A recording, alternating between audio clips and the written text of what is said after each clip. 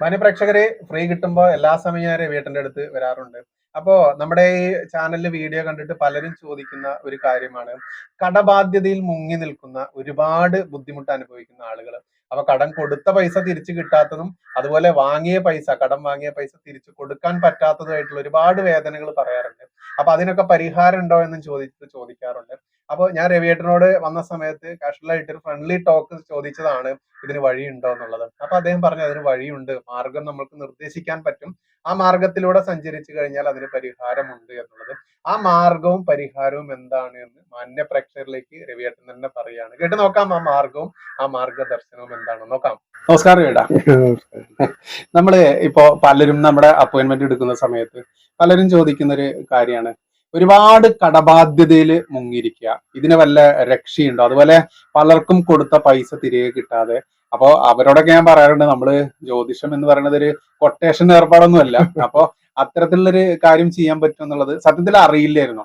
ഇതിന് മാർഗങ്ങളുണ്ടോ ഈ ജ്യോതിഷ സംബന്ധപ്രകാരം? ജ്യോതിഷത്തിലൂടെ പരിഹാരം നിർദ്ദേശിക്കാൻ സാധിക്കും ഒരു ജ്യോതിഷി. അതെങ്ങനെയാന്ന് വിചാരിച്ചാൽ, അയാൾ ജനിച്ച ആ സ്റ്റിൽ ഫോട്ടോഗ്രാഫി ഉണ്ടല്ലോ, അന്നത്തെ ഗ്രഹനില, ഭൂമിക്ക് എത്ര അഭിമുഖം വരുമ്പോഴാണ് ലഗ്നം കാണുക, അങ്ങനെയൊക്കെ ഉണ്ട്. അപ്പൊ എന്നോടും ധാരാളം ആൾക്കാർ ചോദിക്കുന്നുണ്ട്. അതിന് ഇത് കിട്ടിയാലേ പറയാൻ പറ്റുള്ളൂ. ഒരു സാമുദ്രിക ശാസ്ത്രമല്ല ആകെ, അത് കാക്കാശാസ്ത്രം പറയുന്ന മാതിരി, കാക്കാത്തി പറയുന്ന മാതിരി. ഇതെന്താ വെച്ചാൽ നിഗൂഢമായിട്ട് നമ്മൾ ആഴങ്ങളിലേക്ക് ചിന്തിച്ചില്ല. ആ സമയത്ത് ഋഷിപ്രോക്തം, ജീവപ്രോക്തം, ദേവപ്രോക്തം, പിതൃപ്രോക്തം, ഇങ്ങനെ 4 രീതിയിൽ ഏതെങ്കിലും രീതിയിൽ ബാധ്യതകളോടാണ് മനുഷ്യൻ ജനിക്കുന്ന ആ കടം വീട്ടാൻ. അതെന്താന്ന് കണ്ടുപിടിച്ചിട്ട് അതിന്റെ മാർഗം നിർദ്ദേശിക്കാനേ എനിക്ക് അല്ലാതെ നിന്റെ ഡെപ്പോസിറ്റ് എടുത്തിട്ട് അതിന്റെ കടം വീട്ടിക്കാൻ പറ്റില്ലല്ലോ. ചിലരൊക്കെ പറയാറുണ്ട്, ആ കൊടുത്ത പൈസ തിരികെ കിട്ടിക്കഴിഞ്ഞാല് എത്ര വേണേലും തരാന്നുള്ളതൊക്കെ. അപ്പൊ അതിലൊരു അർത്ഥമില്ലല്ലോ, കാരണം നമ്മൾ കൊട്ടേഷൻ പണി അല്ലല്ലോ നമ്മൾ ചെയ്യുന്നത്. നമ്മൾ അല്ല റൂട്ട് കാട്ടി കൊടുക്കാൻ പറ്റും. ഇന്ന റൂട്ടിന് പോയാൽ നിങ്ങൾക്ക് എളുപ്പം നിങ്ങൾ ഉദ്ദേശിച്ച സ്ഥലത്ത് എത്താം. കുറെ റൂട്ടുകളുണ്ട്. അതേമാതിരി ജ്യോതിഷത്തിൽ കുറെ ശാഖകളുണ്ട്. എല്ലാ ശാഖകളിലും ഒരേ ഇതല്ല പറയുക, കുറെ ആചാര്യന്മാരും ഉണ്ട്. അപ്പൊ ഏത് ആചാര്യന്റെ അടുത്ത് പഠിക്കണോന്ന് ചോദിച്ചു കഴിഞ്ഞാൽ, ഇന്റെ മാതിരി ഒരു വിവരമില്ലാത്ത ഒരാൾക്ക് ഇത് പഠിക്കാൻ വിചാരിച്ചാൽ സാമാന്യം ഭേദപ്പെട്ട ബുദ്ധിയുള്ള ഒരു ആർക്കും പഠിക്കാം. പക്ഷെ പഠിക്കുമ്പോ തന്നെ പ്രവചനം നടത്തണം, കാശ് കിട്ടണം, അത് നടക്കില്ല. അത് എക്സ്പീരിയൻസ് തന്നെയാണ് വേണ്ടത്. ഒരു ഉപാസന, അതിൽ നമുക്കൊരു ആസക്തി വേണം. കൂടുവിട്ട് കൂടി മാറിയിട്ട് സിനിമക്കാരൊക്കെ അഭിനയിക്കുന്നു. അത് കഴിഞ്ഞു കഴിഞ്ഞാൽ പിന്നെ അയാളെ ആ കഥാപാത്രത്തിനെ തലേന്ന് ഇട്ട് വെക്കും, എന്നിട്ട് മറ്റൊരു കഥാപാത്രത്തിനെ ഏറ്റുവെക്കുന്നത് പോലെ. ഓരോരുത്തരുടെയും ഇവിടെ വരുന്ന ആൾക്കാർ ഇപ്പൊ നിങ്ങൾ മുഖേന എത്ര ആളാ വന്നു എനിക്ക് തന്നെ പറയാനറിയില്ല. ഇവർക്ക് ഷീട്ട് എഴുതി കിട്ടുമ്പോ പോകുമ്പോ തന്നെ മാറണം എന്നുള്ള രീതിയിലായാൽ ഷീട്ട് കൊടുത്തു, ഔഷധം കഴിച്ചാൽ മാറും. വളരെ ലളിതമായ മാർഗങ്ങളിലാണ് നമ്മൾ കാര്യം നിർദ്ദേശിച്ചത്. എത്ര ആൾക്കാർ എന്തെല്ലാം നന്ദി പറഞ്ഞിട്ട് വിളിച്ചിട്ടുണ്ട്. നിങ്ങൾ പറഞ്ഞത് ഒരു ഗൂഡല്ലൂരിൽ നിന്ന് ഒരാള് ഒരു ചാക്കോ കുമ്പളങ്ങയും വലിയൊരു നേന്ത്രക്കൊടിയൊക്കെ കൊടുത്തു. ആവശ്യം ഉണ്ടായിട്ടില്ല, അത് അവർക്ക് ആ മനസ്സിന്റെ സന്തോഷം. അപ്പൊ അത്രയും വളരെ ലളിതമാണ്. ഞാൻ പറഞ്ഞു വന്നെന്താ വെച്ചാൽ, ഇന്റെ മാതിരി അത്യാവശ്യം വിവരമില്ലാത്ത ഒരാൾക്ക് പഠിക്കാമെങ്കിൽ കുറച്ച് വിവരമുള്ള ഒരാൾ ഇതിന് മെനക്കെട്ടാൽ അഗാധമായ പാണ്ഡിത്യം കിട്ടും. അവർക്ക് ഇതൊരു ധർമ്മ, അതിലൂടെ പലർക്കും മോചനം കാട്ടിക്കൊടുക്കും. അതിന് ക്ഷമ വേണം. ചില കുഴിക്ക് ചാടാൻ എളുപ്പമല്ലല്ലോ. അതിന്റെ കാരണം ഇയാളുടെ പൂർവ്വജന്മ കൃതായി എത്രയോ ജന്മങ്ങൾ ഉണ്ടാവും. അതിൽ ഓരോന്നും വാങ്ങിയിട്ട് കൊടുക്കാതെ ഇങ്ങനെ ഇരിക്കും. അതിനാണ് ജീവപ്രോക്തം എന്ന് പറയുന്നത്. ജീവപ്രോക്തത്തിന്റെ കടം എന്ന് പറഞ്ഞു കഴിഞ്ഞാൽ 10 ഉറുപ്പ്യാണ്. 1 ഉറുപ്പ്യക്ക് പലിശ പെർ ഡേ. അങ്ങനെ ബാധ്യത വർദ്ധിക്കും. അപ്പൊ ഇത്ര ലളിതമായിട്ട് മാറ്റാന്ന് പറഞ്ഞു കഴിഞ്ഞാൽ അതിനെ അവർക്ക് തയ്യാറല്ല. 1 കോടി ഉറുപ്പ്യ അടിച്ചാൽ ഭഗവാനെ ഞാൻ ഇവിടെ സോപാനത്തിന്റെ മുമ്പിൽ ഒരു വലിയ നിലവിളക്ക് സമർപ്പിക്കുകയും എന്ന് പ്രാർത്ഥിച്ചാൽ ഭഗവാന് ഇയാളുടെ നിലവിളക്ക് കിട്ടിയിട്ട് കൊണ്ടല്ലോ അവിടെ ദീപം തെളിയാൻ. ഓനൊരു കൂലിപ്പണിയാ. അതേമാതിരി തന്നെ മറ്റൊരു ഈ ശാസ്ത്രത്തിൽ പറഞ്ഞു കൊടുക്കുന്നത്, രോഗിക്ക് മാർഗം കാണിച്ചു കൊടുക്കാം, ചികിത്സിക്കാൻ നല്ല ഡോക്ടറും വേണമെങ്കിൽ പറഞ്ഞു കൊടുക്കാം. ഇതൊക്കെപ്പാടെ ചെയ്യാൻ എന്റെ ഈ ആയുസിന് സമയം കിട്ടില്ല. അങ്ങനെയും വിളിക്കുന്നുണ്ട്. അപൂർവം ചിലത് എനിക്ക് എടുക്കേണ്ടി വന്നു. അങ്ങനെ കറക്റ്റ് പറയുക, അല്ലെങ്കിൽ അവർക്ക് സാഹചര്യമില്ല, സ്ഥലത്തില്ല എന്നൊക്കെ പറയുമ്പോ എന്നാ ആയിക്കോട്ടെ എന്ന് പറഞ്ഞിട്ട് 2-3 കേസൊക്കെ ഉണ്ട്.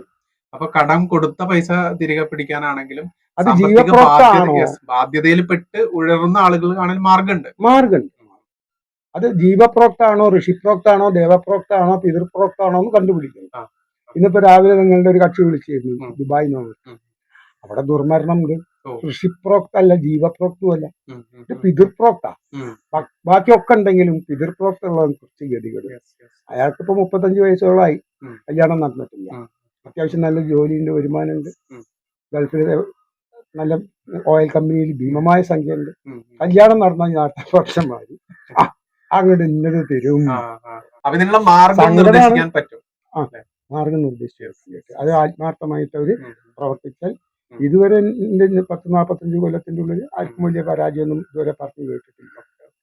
വളരെ ലളിതമായ മാർഗങ്ങളാണ് ഞാൻ ഉം. നിർദ്ദേശിക്കുക. ഉം. അങ്ങനെയും കൂടി ഉണ്ട്. ഉം. ആകെ കടത്തിൽ നിൽക്കുകയാണ്. എനിക്ക് പണ്ടം പണയം വെച്ചിട്ട് ഉം. ഇരിക്കണ പേരെ വിട്ടിട്ടു അങ്ങനെ പരിഹാരം ചെയ്യേണ്ട ആവശ്യമില്ല. ദൈവത്തിന് ഇവരുടെ ആരും കാശില്ല. ഉം. ഉം. അവർക്ക് ക്ഷമ വേണം, മനസ്സ് വേണം ദൈവത്തിന് ഉം. സമർപ്പിക്കാൻ. ഉം. അത് പിതൃക്കൾക്കാണെങ്കിൽ അവിടെ വേണം. ഉം. ജീവപ്രോക്തം എന്നുള്ള ആൾക്കാരുടെ കടം തീർത്താ തീരില്ല. ഉം. എത്രയോ ജന്മങ്ങളായിട്ട് വാങ്ങി കൂട്ടിയിട്ടുണ്ടാവും, അത് തിരിച്ചടക്കണ്ടേ. ഉം. ഉം. അതാണ് ഈ കടം വന്ന് നിൽക്കുന്നതിന്റെ കാര്യം. ഉം. ഉം. തിരിച്ചടച്ചിട്ടില്ല. ഞാൻ ഇപ്പൊ നിങ്ങളടുത്ത് കുറെ കാശ് വാങ്ങി, ഉം. ഉം. അത് ഞാൻ തിരിച്ചടച്ചിട്ടില്ലെങ്കിൽ ഉം. ദിവസത്തിന് ഇന്ന വെച്ചിട്ട് ഉം. പലിശ വർദ്ധിച്ചുകൊണ്ട് ഇങ്ങനെ ഇരിക്കും. ഉം. അപ്പൊ ഞാൻ എങ്ങനെയൊക്കെ ജനിക്കണോ അങ്ങനെയൊക്കെ നിങ്ങൾ അതിനനുസരിച്ച് സേവകനായിട്ട് ജനിക്കേണ്ടി വരും. കൂലില്ലാത്ത സേവകനായിട്ട് ജനിച്ചൊരു കാളേന്റെ കഥ. ഉം. ഉം. അച്ഛൻ കടം വാങ്ങി, ഉം. കടം വീട്ടുന്നില്ല. അല്ല, അച്ഛൻ മരിച്ചു, കടം വീട്ടാൻ സാധിച്ചില്ല. ഉം. അങ്ങനെ ഒരു വണ്ടിക്കാളക്കാരൻ്റെ അടുത്ത് പൈസ വാങ്ങി. ഉം. പക്ഷെ ഈ കാള ഈ മകനെ കാണുമ്പോ കരയത്രേ. ആ. ഉം. അതെന്തായാലും ചോദിച്ചപ്പോൾ ഞാൻ പറഞ്ഞില്ല, ഞാൻ വായിച്ചു കേട്ടതാണ്. ഉം.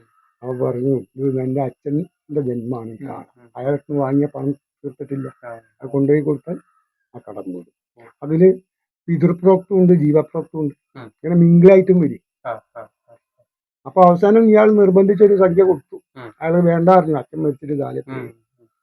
പക്ഷെ പിറ്റേ ദിവസം രാവിലെ കാള ചത്തു. ബാധ്യത തീർന്നു. അതെ, അതെ. ആ രൂപം ഉം. വണ്ടി ഇങ്ങനെ വലിക്കാന്നുള്ളതല്ലാണ്ട് അതെ, അതെ. ശമ്പളം കൊടുക്കണ്ടല്ലോ. ഉം. ഉം. ഉം. ഉം. ആ. പക്ഷെ ആ മകൻ കാണിച്ച സന്മനസ്, അതെ, അതെ, അതെ, അതെ. അപ്പൊ അതിന് ത്യാഗം കൂടി വേണം നമ്മൾ പറയാൻ. ഉം. കുറച്ചൊരു ത്യാഗബുദ്ധിയോട് കൂടി ചെയ്താൽ ഉം. ആർത്തി പാടില്ല. ഉം. ഉം. ആർത്തനിൽ ഉം. ഭക്തി നിൽക്കും. Yes, yes. ഉം. നമ്മൾ ഭയഭക്തി ബഹുമാന പുരസ്സരം ദക്ഷിണ കൊടുക്കും. ഉം. എന്താണാവോ ഇയാൾ ദേവചൈതന്യം ആവാഹിച്ച് ഇങ്ങനെ ഒന്നാട്ടുള്ള ഉം. ബ്രാഹ്മണൻ, ഉം. ഉം. എന്താണാവോ ഈ മനുഷ്യൻ തരാൻ പോണെ. ഉം. അപ്പൊ അയാൾക്ക് ആർത്തിയായി. അതെ. അപ്പം നമ്മൾ ഭയഭക്തിയോടി നിൽക്കുമ്പോൾ ഉം. ആ ചൈതന്യം, ദേവചൈതന്യം ഭക്തന്റെ മുകളിലേക്ക് ലയിക്കും. ഉം. ഉം. അതാണ് നടക്കുന്നത്. അത് സ്പിരിച്വൽ എനർജി Okay. ആ. ആ. ലഭ്യമാവാൻ നമ്മൾക്ക് ഭക്തി, ഉം. ശുദ്ധമായ മനസ്സ്, ഉം. ഉം. ഉം. ആർത്തി ഉണ്ടെങ്കിൽ ചോദിച്ചാൽ തരില്ല. Yes. ഉം. ഇനി ഒരു കാര്യം കൂടിയും പറഞ്ഞുതരാം. ഉം. ഉം. ഈ ചോദിക്കുന്ന ഒക്കെ കൊടുത്താൽ ഉണ്ടാകുന്ന ബുദ്ധിമുട്ട്, ഒരു നിലവിളക്ക് കത്തിച്ചു വെച്ചിട്ട് ഉം. ആ ഒരു ചെറിയ കുട്ടി മുട്ടുത്തി പോയിട്ട് അതെടുക്കാൻ പോവുക. ഉം. ആ കുട്ടീന്റെ അമ്മ നിലവിളക്ക് കുട്ടിക്ക് കയ്യെത്താത്ത മാതിരി കുറച്ച് മാറ്റി പൊന്തിച്ചു വെച്ചു. ഉം. കുട്ടി കരയണു, ഉരുളണു, ഉം. ഉം. ഉം. നടത്തോട്ടെ ഉം. എന്ന് വിചാരിക്കുക അമ്മ. ഉം. കൊടുത്താലേ കുട്ടിക്ക് ആപത്തില്ല. അതെ, അതെ, അതെ. പക്ഷെ കുട്ടിക്ക് വിദ്വേഷമായി അമ്മയോട്. ഉം. ഉം. ഉം. അതുകൊണ്ട് ചില ആൾക്കാർ ഞാൻ അത്രയും ദിവസം വന്ന് അമ്പലത്തിൽ വന്ന് പ്രാർത്ഥിച്ചിട്ട് എനിക്കൊന്നും തന്നില്ലല്ലോ, ഉം. എറിയും പറഞ്ഞു പോയിട്ട്. ഉം. ഉം. ഭഗവാന്. ആ അങ്ങനെയൊക്കെ ഉണ്ട്. അപ്പൊ കൊടുത്തു കഴിഞ്ഞാൽ നിങ്ങൾക്ക് കിട്ടിയാൽ അത് ആപത്താ. ഉം. ഉം. ആപത്താണ് വന്ന് ചോദിക്കണെന്ന് ചോദിച്ചാൽ നമ്മളൊന്നും കിട്ടില്ല. Yes, yes. ഉം. അതും കൂടി കൊടുക്കാൻ പാടില്ല. പാത്രം അറിഞ്ഞ് ഭക്ഷണം നൽകണം ഉം. എന്നല്ലേ. ഉം. എല്ലാവർക്കും ഇത് കിട്ടിക്കഴിഞ്ഞാണ്ടല്ലോ. ഉം. അതെ. ദുഷ്ടന് വിദ്യ ഉപദേശിക്കരുത് ഉം. എന്നല്ലേ. ഉം. ഉം. ഉം. അപ്പൊ അങ്ങനെയൊക്കെ പോകുന്നു. ഏതായാലും ഇത്തരത്തിലുള്ള അറിവുകൾ നമുക്ക് ഇടയ്ക്കിടയ്ക്ക് മാന്യ പ്രേക്ഷകരിലേക്ക് തീർച്ചയായിട്ടും. നൽകാം. ഓം ശാന്തി.